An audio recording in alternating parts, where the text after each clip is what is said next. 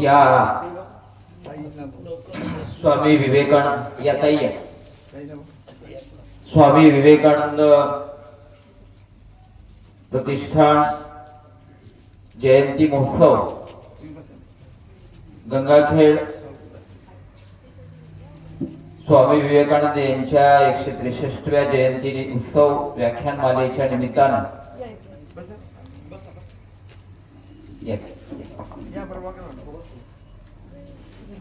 उपस्थित या कार्यक्रमाच्या उद्घाटक गोदावरीताई मुंडे महाराष्ट्र शासन राज्य सांस्कृतिक पुरस्कार प्राप्त त्याही उपस्थित आहेत। या कार्यक्रमाच्या व्याख्यात्या प्राध्यापक डॉक्टर संगीता देवयानी अवचार मॅडम, इंग्रजी विभाग प्रमुख महिला महाविद्यालय परभणी हेही उपस्थित आहेत। या कार्यक्रमाचे ज्येष्ठ मार्गदर्शक माजी प्राचार्य दीनानाथजी फुलवाडकर सर हेही विराजमान झालेले आहेत। या कार्यक्रमाचे मुख्य संयोजक प्रभाकररावजी कातकडे त्यांना विनंती करतो की अध्यक्ष स्थान त्यांनी भूषवायचे।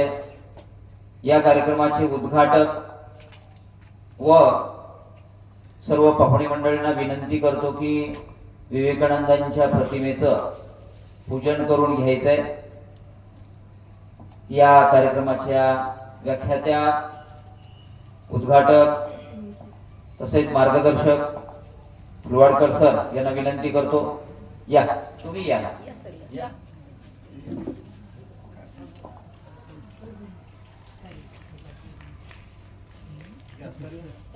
या एक जण फोटो काढा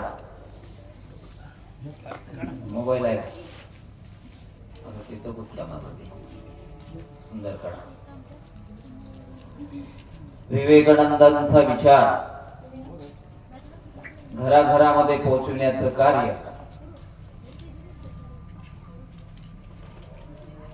या माध्यमातून गेल्या 30 वर्षापासून करण्याचं भाग्य कातकडे कुटुंबाला प्राप्त झालेला आहे। म्हणून या कार्यक्रमाच्या उद्घाटन विशेष करून ताई लाभल्या।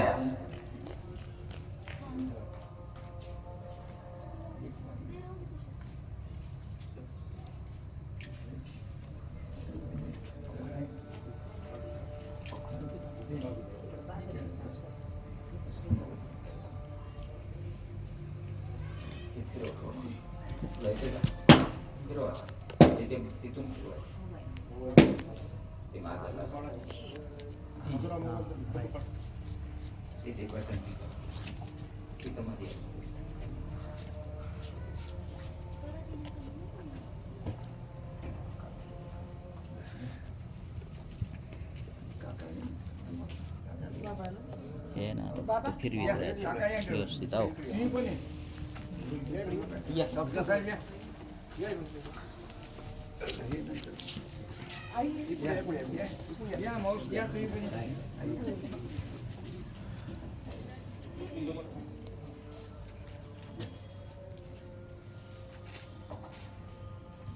या तुम्ही काका इकडे या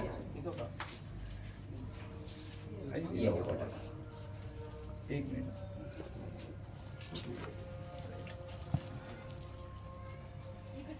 एक दगड नाही का ताईच्या तिथे नारळ फोडून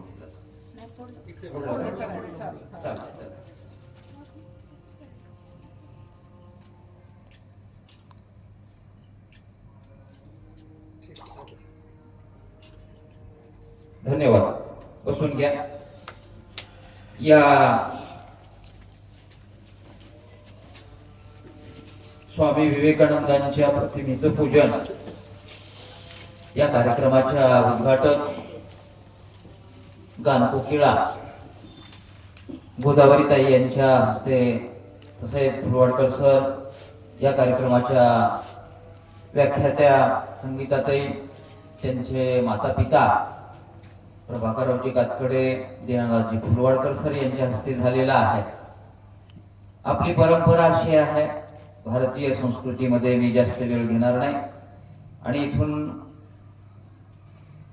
या कार्यक्रमाचे अध्यक्ष प्रभाकररावजी कातकडे यांना विनंती करतो की या कार्यक्रमाचे मार्गदर्शक तथा माजी प्राचार्य दीनानाथ फुलवाडकर सरांचा सत्कार पुष्पहार देऊन आपण करायचा आहे.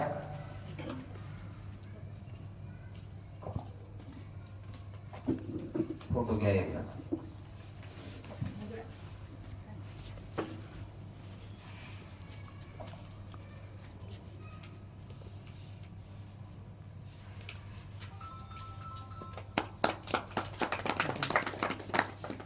त्यांनी या ठिकाणी आपली उपस्थिती दिली.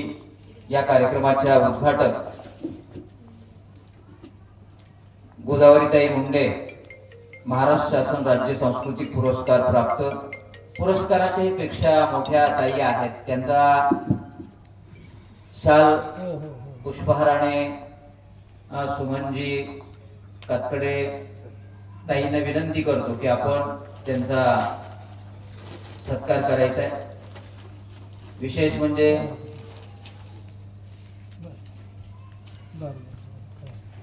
आहेरा सहित त्यांचा सत्कार ताई करत आहेत. आजही घराघरामध्ये ऐकोनी वेणूचा नाद प्रत्येक जण ऐकतो आणि तृप्त होतो. म्हणून एवढं उत्तुंग व्यक्तिमत्व गंगाखेड सारख्या ठिकाणी आपल्याला प्राप्त झालेला आमचं परम भाग्य आहे की ताई सारखं रत्न या माध्यमातून अनेक जण अनेक गायन करतील, पण अभंगाचं असेल संतांच्या अभंगाचं गायन करण्याचं भाग्य ताईंना लाभलेलं आहे. म्हणून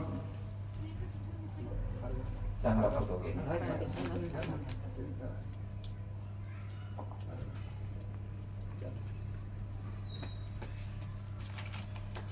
काय वाणू आता न पुरे ही वाणी, मस्तक चरणी ठेवीत असे. ताईंच्या बाबतीमध्ये शब्द नाही, शब्दांच्या पलीकडे त्यांचं उत्तुंग असं कार्य आहे. म्हणून त्यांचा सत्कार सुमनताई यांच्या हस्ते झालाय. तसेच या कार्यक्रमाच्या व्याख्यात्या प्राध्यापक डॉक्टर संगीता देवयानी गोविंदरावजी अवचार, इंग्रजी विभाग प्रमुख साहित्यिक आहेत त्या, महिला महाविद्यालय परभणी यांचाही सत्कार ताईंना विनंती करतो की आपण शाल श्रीफळ पुष्पहार व आहेर देऊन करायचा आहे.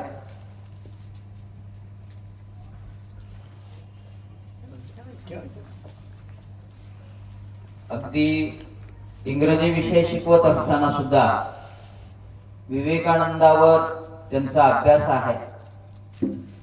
विवेकानंद व भारतीय नारी हा त्यांचा विषय आहे. त्या विषयाच्या अनुषंगाने आपल्याला ते विचार मांडणार आहेत.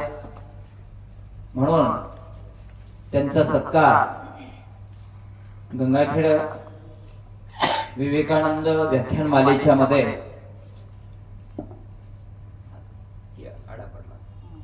दुसरा घ्या.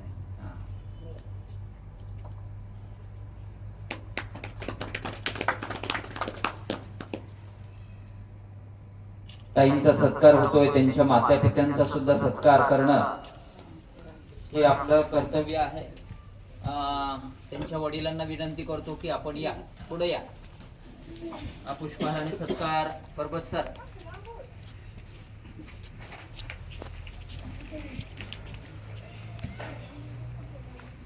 पुष्पहारांचा द्या.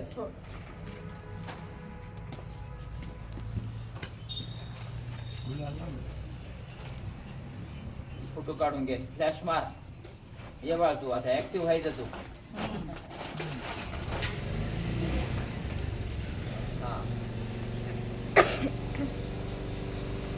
असा उभा टाका थोडा म्हणजे फोटो निघाल ना संग्रही राहतो त्यांच्या कन्या आहेत अलकडे थोडे या हा फोटो निघाला पाहिजे चांगला. हा यानंतर त्यांच्या मातोश्री या सकळ तीर्थाची धुरे जी एका माता पितरे आणि म्हणून माऊलींनी सुंदर ओळी टाकले त्यांचाही सत्कार हा तुम्ही करा या. हा राहू दिला असता तुम्ही तर एकदाच काढताय हा राहू द्या हा लेकीला आनंद वाटेल आम्हाला आनंद वाटेल. हा तिकडे बघा असं उभा टाका फोटो काढ म्हणजे एक बॅनर आला पाहिजे बाळा थोडा असं उभा टाका एक काढू नको त्याला हलवू नको फक्त तू हे कर.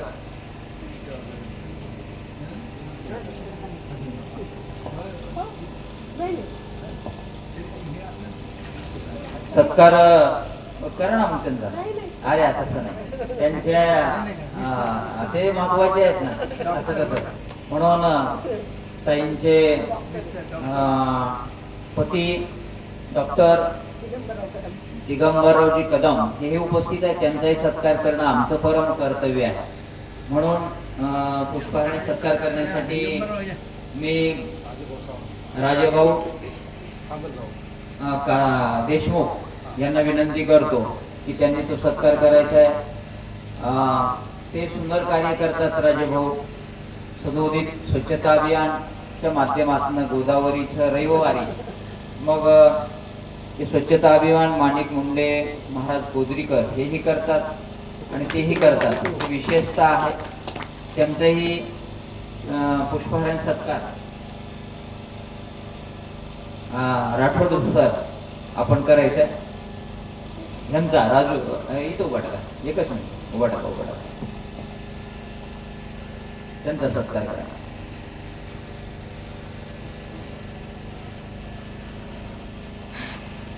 ते स्वच्छता अभियानामध्ये विशेष कार्य करतात म्हणून त्यांचा आमच्या वतीनं प्रथम सत्कार आहे. चांगला फोटो काढ आहे. यानंतर आमची माणिक मुंडे कोदरीकर हेही स्वच्छता अभियानामध्ये असतात त्यांचा एक सत्कार घेऊया या. आणि प्रभाकररावजी कातकडे यांचा एक सत्कार घेऊन मग आपण मुख्य कार्याला सुरुवात. छान चालतंय. तुमचा सत्कार करणं आमचं काम आहे ना. फुलवडकर सरांना विनंती करतो की आपण कातकडे साहेबांचा पुष्पहाराने सत्कार करायचा आहे. एवढा तन मन धनानं एवढं ज्ञान तुम्ही करताय 30 वर्षापासून हे विशेषता आहे ना. म्हणून त्यांचा सत्कार फुलवाडकर सर करता आहेत. आता मी आणि जास्त वेळ तुमच्यामध्ये न थांबता ताईंना वेळ आहे ना तुम्हाला जायचं का अगोदर तुम्हाला घेतला बोलाय पुढे जायचं एक अभंग म्हणा मग सुरुवातीला तुम्हाला विचारलो हा आणि म्हणून गान कोकिळा गोदावरी ताई मुंडेंना अगोदर सर्वांच्या अनुमतीनं आपण परवानगी देतो. त्यांच्याकडे वेळ नसतो परंतु फास्ट अगदी 3 मिनिटांमध्ये इथं पोहोचती झाल्या त्यांच्या मनानं माझ्यामुळे गैरसोय होऊ नये आणि गैरसोय न होण्यासाठी आता इथून पुढे पहिला दिवस आहे 7 म्हणजे 7 ला आपण सुरुवात करायची. लक्षात 5-10 मिनिटं इकडे तिकडे पाहिजे कारण मनाचा सप्ताह सुरू आहे आणि त्यामुळे तिकडे लोक जाण्याची शक्यता जास्त आहे. एकाच दिवशी हे सगळं आलंय म्हणून 9 वाजता तुम्हाला रिकामं केलं जाईल. श्रोत्यांना विनंती आहे 9 वाजता तुम्हाला सोडलं जाईल. तसं घाबरू नका. आणि त्यावेळेस या ताईंना विनंती आहे. ताईच्या बाबतीमध्ये शब्दच नाही. इतकी उत्तम कामगिरी माता पित्यांना तुम्ही घेऊन आलात ना तसं ताईंनी आपल्या माता पित्यांची सेवा केली काय. म्हणून माय बाप केवळ काशी तेने न जावे तीर्थाशी या पद्धतीने त्या वागल्या आणि वागत आल्या. आणखीन त्यांचा स्वभाव म्हटले शब्दात बसत नाही. मी जास्त वेळ घेत नाही. ताईंना एक अभंग म्हणण्यासाठी परवानगी घेतो. या ताई हॅलो हॅलो रामकृष्ण हरी. काय द्यावे त्याशी व्हावे उत्तराई ठेवी तो हा पायी जीव थोडा संतांच्या वचनाप्रमाणे 30 वर्ष झालं कातकडे सर विवेकानंदांची पुण्यतिथी साजरी करतात.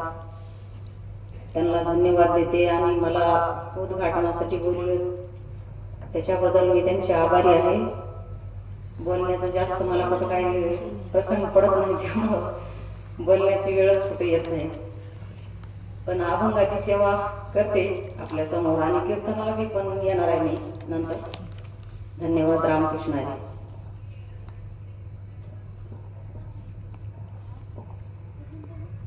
गोविंद गोविंद गोविंद गोविंद मनाला लागली छंद, मनाला लागली छंद.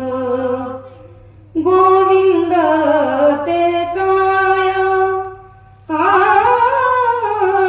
गोविंद ते काया भेद नाही देवातया,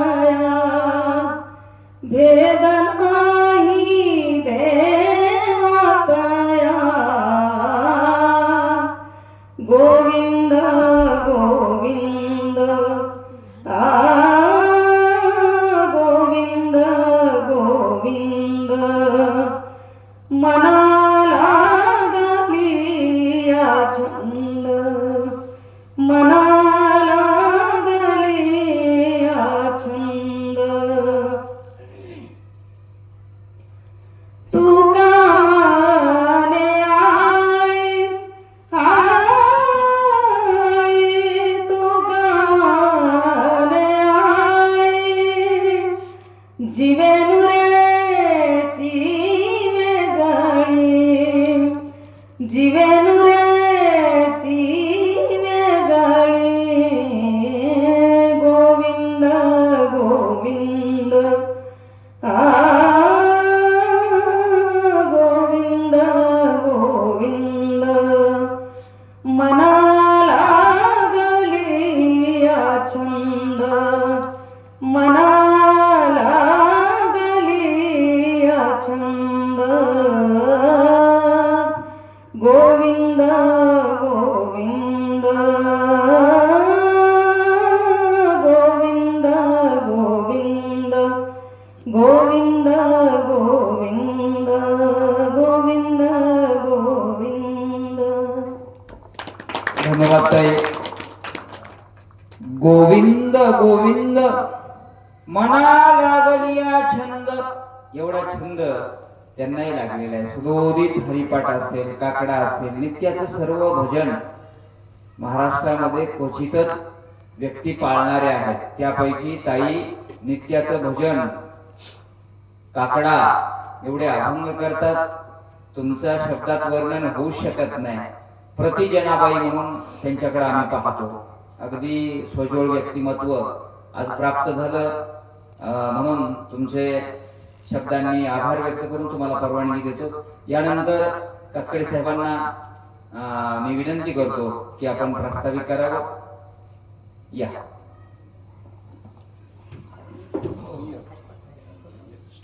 तिथंच माहिती घेऊन येते. या या या. माईकला लावा.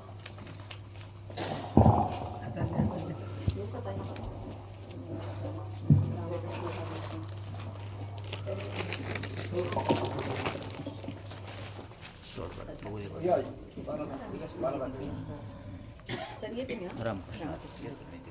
चला सर.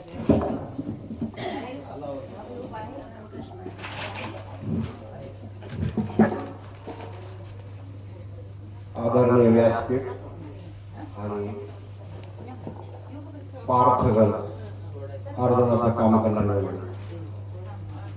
हे जे आपलं कार्य जे चालू आहे, स्वामी विवेकानंदाच्या विचाराचं कार्य चालू आहे. नेमकं कशासाठी आहे? ज्यावेळेस विवेकानंद भारतात आले आणि आल्याच्या नंतर कलकत्ता येथे रामकृष्ण मशीन विवेकानंदाच्या कार्याचा प्रचार करण्यासाठी तिथे स्थापना झाली.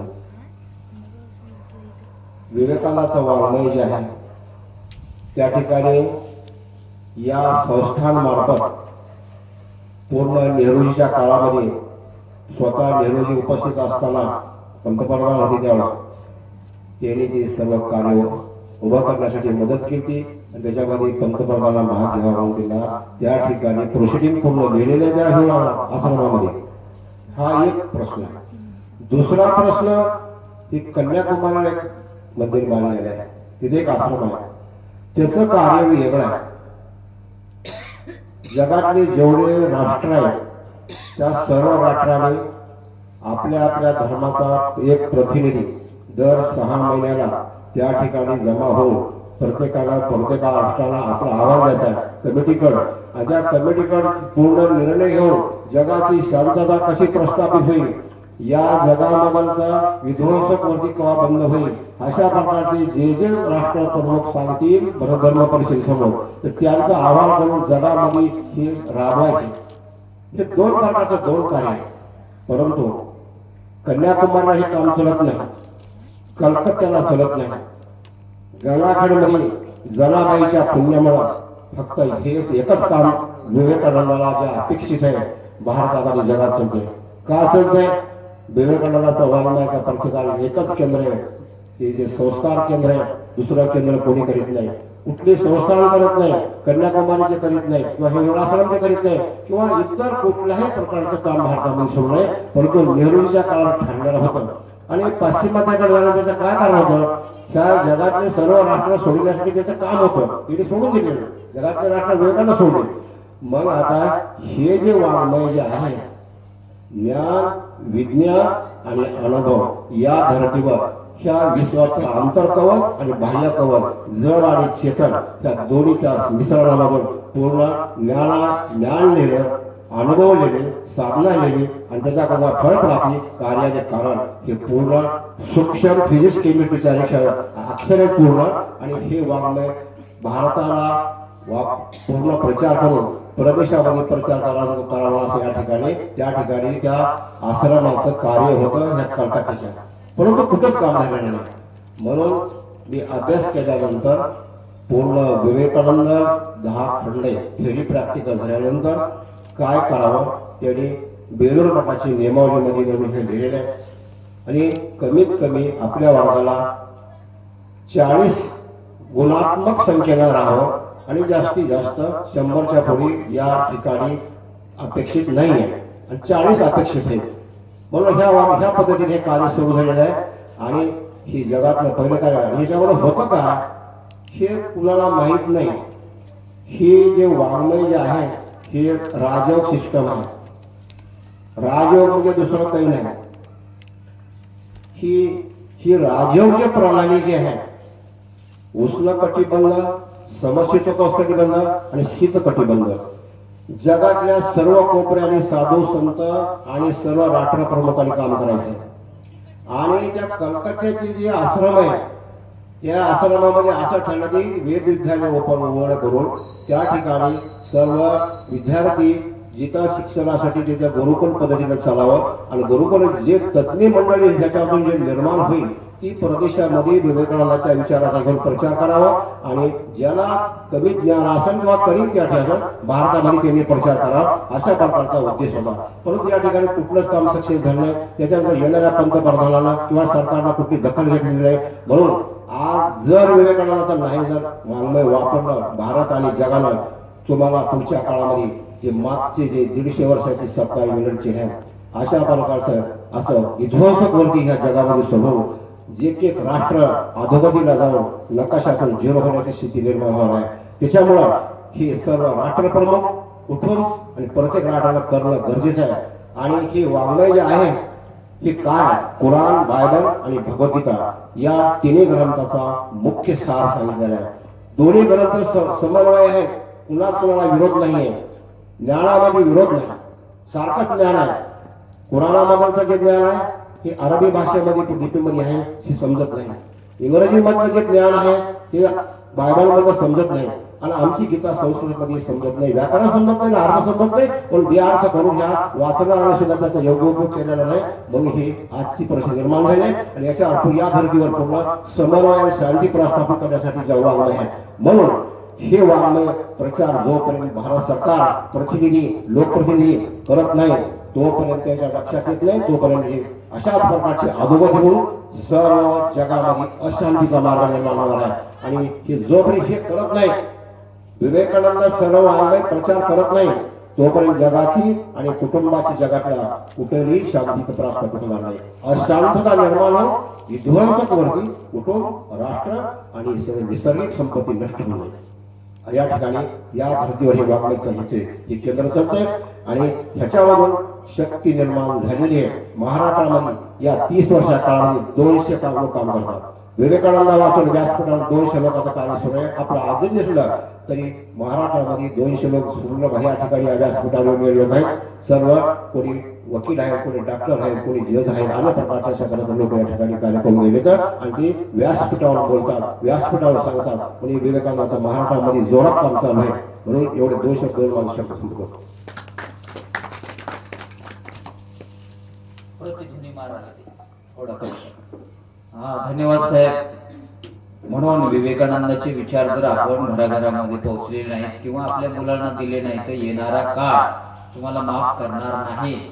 ते विवेकानंदाने त्यावेळेस सांगितलं. त्याच पद्धतीनं विकृतीकडे महाराष्ट्र जातोय, देश जातोय. माणसं विकृतीकडे जायची नसतील तर हे विचार आपण स्वीकारले पाहिजेत आणि ते स्वीकारण्यासाठी हे सगळे खटाटोप आहे. इथं अहंकारासाठी नाही किंवा ॲडव्हर्टाईज साठी नाही, जाहिरात 30 वर्षाची सेवा आहे त्यांची, आपण लक्षात घेतलं पाहिजे. प्रत्येक घरातला एक श्रोता इथं यावा उद्यापासून तरी. आज जरा ते अंगारकी चतुर्थी आहे त्यामुळे महिला आल्या नाही आणि परंतु ताई आल्या, संगीताताई डॉक्टर आहेत, त्या प्राध्यापक आहेत आणि इंग्रजी विभाग प्रमुख आहेत. त्यांच्या सुश्राव्य वाणीमधनं आपण मी वेळ न घेता त्यांना विनंती करतो की विवेकानंद व भारतीय नारी या विषयावर त्यांनी प्रकाश टाकावा.